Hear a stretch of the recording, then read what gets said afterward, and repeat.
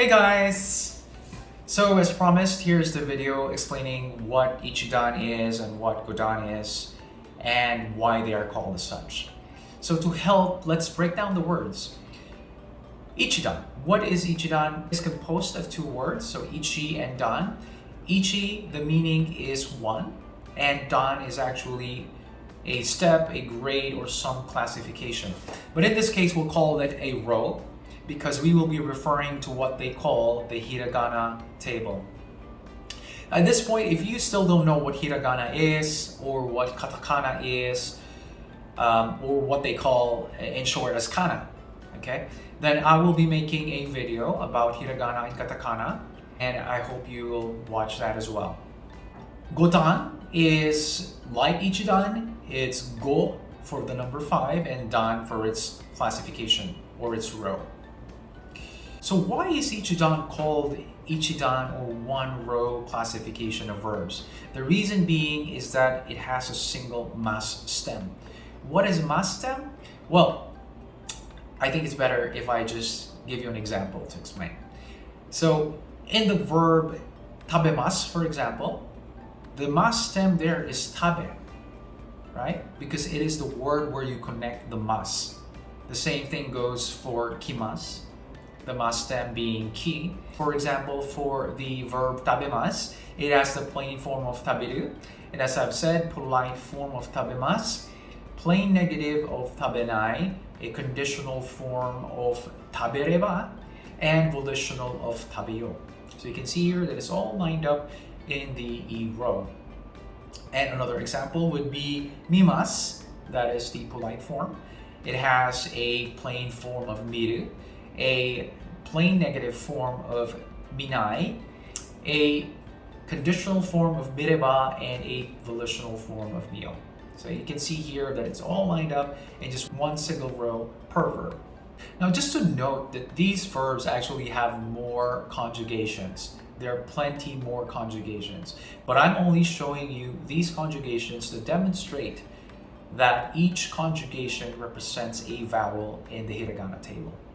And this is the reason why Ichidan verbs are actually called iru and eru verbs, because they can only either fall in the E row and the E row. Alright, so let's go to Godan.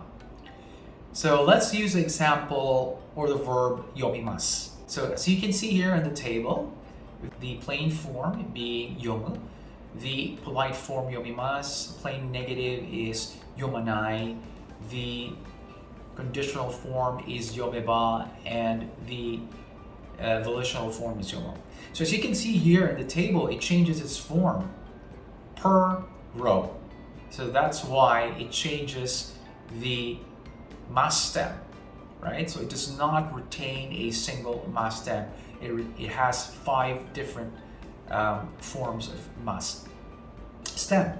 So from yoma, okay, occupying the A row, yomi occupying the I row, yomu occupying the U row, yome occupying the E row, and lastly yomo occupying the O row. So this is the reason why it is called Godan, different 5 rows. So now let's go to the last group of verbs, what they call the Suru and Kuru verbs, aka the irregular verbs. Why are they called irregular? Well, let's see. Let's look at the table once more. Let's use Suru. And here you can see the plain form of Suru, and then the polite shimasu and shinai and sureba, and the volitional shiro. What do you notice? You're right if you said that they are inconsistent. So the mas form of Suru is shimasu, right? So the mas stem of shimasu is shi. So it is not definitely an Ichidan verb, as it does not consistently have this stem. So it is not Ichidan. Why is it not Godan? Because again, Godan has 5 different forms or stems, right? But in this case, as you can see, it has a similar stem for its plain negative, which is shinai, and its polite form, which is shimasu. So the same thing can be said for Kuru. It is not consistent, It cannot be said it's Ichidan because it changes its stem, as well as it cannot be said it's Godan because it does not have 5 different forms of stems. Kuru is also similar with its plain negative, right? Konai, and its volitional form koyo. Both should fall under the O row. So did you get that? Well, there's only one way to find out.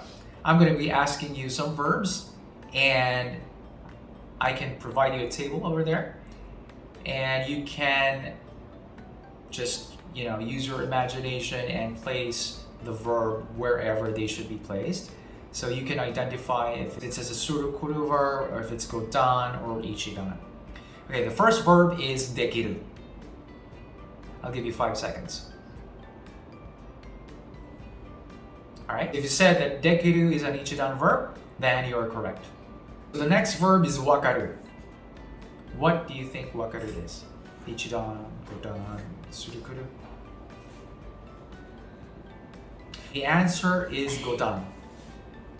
Lastly, what about the verb yatte miru? Yatte miru? Well, yatte miru is actually Ichidan because it just belongs in the E row.